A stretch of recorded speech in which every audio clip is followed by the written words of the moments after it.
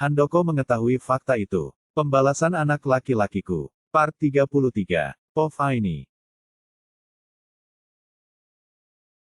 Tidak ada lagi balasan dari Mas Rahman setelah aku membalas pesannya tadi. Hanya centang 2 biru, itu artinya dia sudah membaca pesan dariku. Aku memang lemah, Mas. Tapi maaf, jika urusan anak aku akan berusaha bersikap tegas. Aku tidak akan membiarkan anakku masuk ke dalam neraka wanita itu. Setelah memastikan tidak ada lagi gangguan dari Mas Rahman, aku masuk ke dalam kamar mandi dan memandikan ulang Mia dan juga Anto. Hatiku masih terasa nyeri dengan kata-kata Mas Rahman tadi. Kuciumi Mia dan Anto berkali-kali, sungguh aku ikhlas Mas Rahman pergi. Tapi aku tidak akan membiarkan anak-anakku jauh dariku. Jika selama ini aku diam, anggap saja hatiku masih terlalu syok dengan cobaan yang menguji. Aku memang tidak pernah menyangka jika dalam hidup akan mendapatkan cobaan seperti ini. Namun pesan yang dikirim oleh Mas Rahman tadi, menyadarkan jika aku harus bangkit dan melindungi anak-anakku. Jangan terlalu menyimpan harapan kepada orang lain, sebab itu akan membuatmu sakit. Karena apapun yang terjadi pada dirimu, yang pertama menyelamatkanmu adalah dirimu sendiri. Setelah selesai dengan urusan Mia dan Anto, aku segera mengajak mereka untuk keluar dan bermain.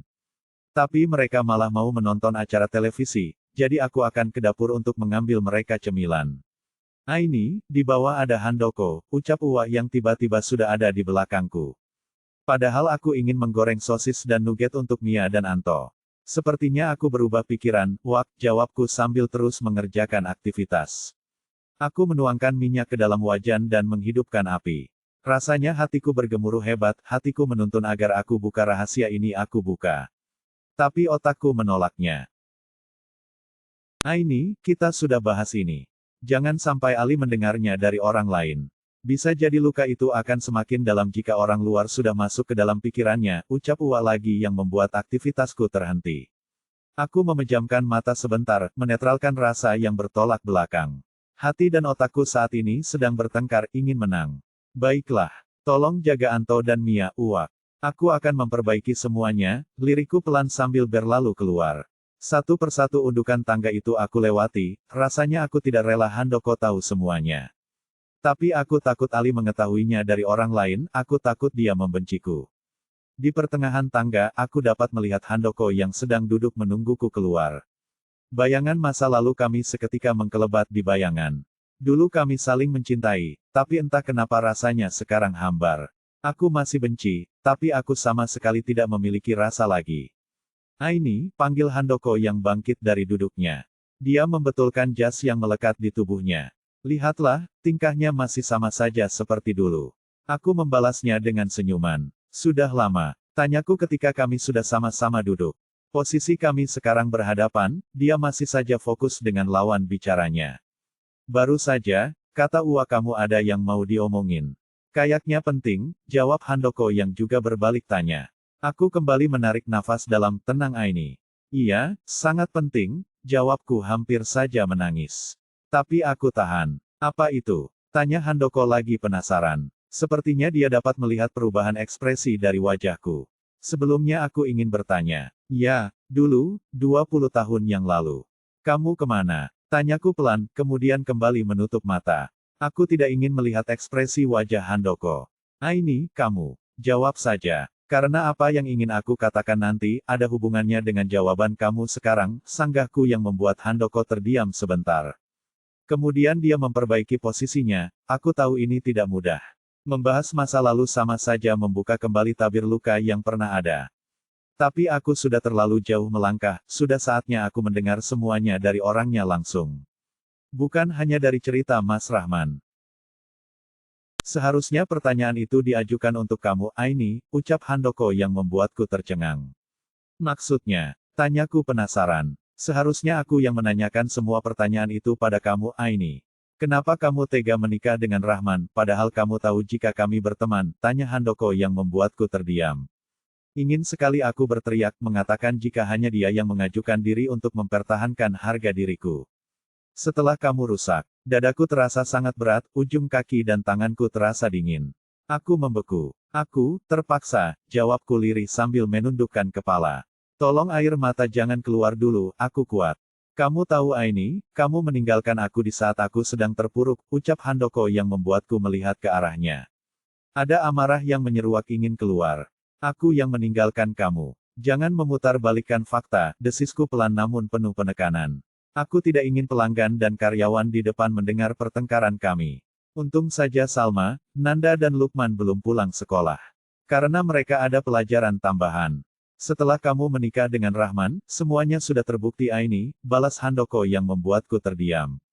Aku menikah dengan Mas Rahman karena kamu sudah menikah dengan gadis kota, tegasku lagi yang membuat wajah Handoko tegang. Aini, asal kamu tahu. Sampai detik ini, aku belum pernah menikah. Belum pernah Aini, desis Handoko yang membuatku ternganga. Aku terkejut dengan pengakuan Handoko. Tapi Andre, dia anak angkat, aku mengambilnya dari panti asuhan dulu. Ketika umurnya 10 tahun, dia juga tahu jika aku hanya ayah angkat, jawab Handoko yang lagi-lagi membuatku terdiam.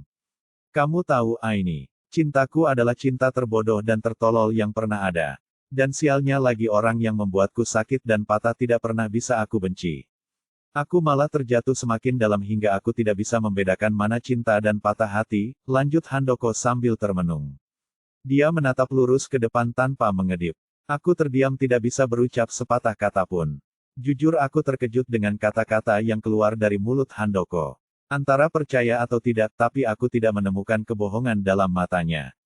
Tapi kata Mas Rahman kamu sudah menikah dengan gadis kota pilihan orang tuamu, gumamku pelan yang dibalas tawa sinis dari Handoko.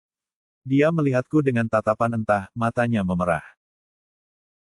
Dia kamu percayai. Orang tuaku meninggal saat kecelakaan.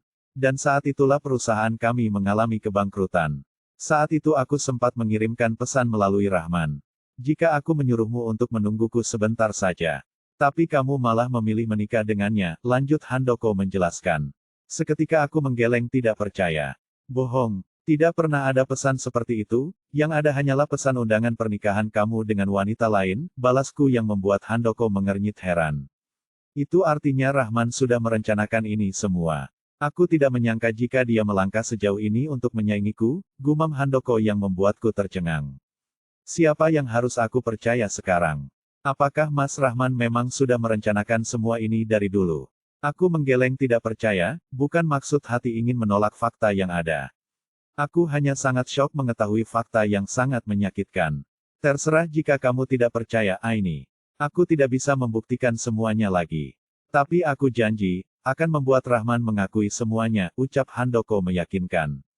Hatiku resah, apa yang harus aku lakukan sekarang? Ingin sekali rasanya aku berlari dan menemui Mas Rahman. Rasanya aku ingin sekali memukul mulutnya yang pembohong itu. Apa yang ingin kamu katakan tadi? Aku harus segera balik ke kantor. Tidak sabar rasanya aku ingin menemui Rahman.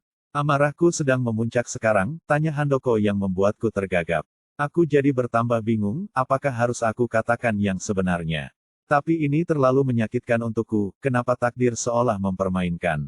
Kenapa harus aku yang menanggung semuanya? Aini, ketika aku menikah dengan Mas Rahman dulu, ucapku terbata. Tidak bisa rasanya aku menahan lagi air mata yang sudah berlomba-lomba ingin keluar dari sarangnya. Iya, aku sedang hamil, lanjutku yang membuat Handoko terdiam. Aku tidak mengerti Aini. Tolong jelaskan dengan rinci. Sudah lama aku tidak meramal, jadi aku tidak semahir dulu, ucap Handoko yang membuatku ingin tertawa. Tapi tahu hatiku sedang terluka. Iya, saat aku menikah dengan Mas Rahman dulu. Aku sedang mengandung, lanjutku berusaha menjelaskan. Tapi kelihatannya Handoko masih belum mengerti. Jadi kalian melakukan hal itu sebelum menikah? Tanya Handoko yang membuatku menatapnya tajam. Aku hanya melakukannya dengan kamu, dan dia menawarkan diri untuk menyelamatkan harga diri keluargaku, jawabku lirih yang membuat Handoko tercengang. Jadi Ali, aku hanya diam tidak menjawab terkaan Handoko. Ali anakku Aini, Ali anakku, tanya Handoko sambil berjongkok di depanku. Matanya memerah hingga aku bisa melihat di ujung matanya sudah basah. Dia menangis. Aku masih diam, tidak ingin menjawab. Ali anakku, aku pergi Aini. Aku harus ke kantor. Aku harus menemui Ali dan memeluknya lama, ucap Handoko yang bangkit dan langsung berlari keluar. Aku ingin mencegah agar dia jangan dulu memberitahukan pada Ali. Tapi Handoko sudah terlanjur masuk ke dalam mobil dan aku terlambat. Ya aku selalu terlambat, takdir seolah ingin bermain-main denganku.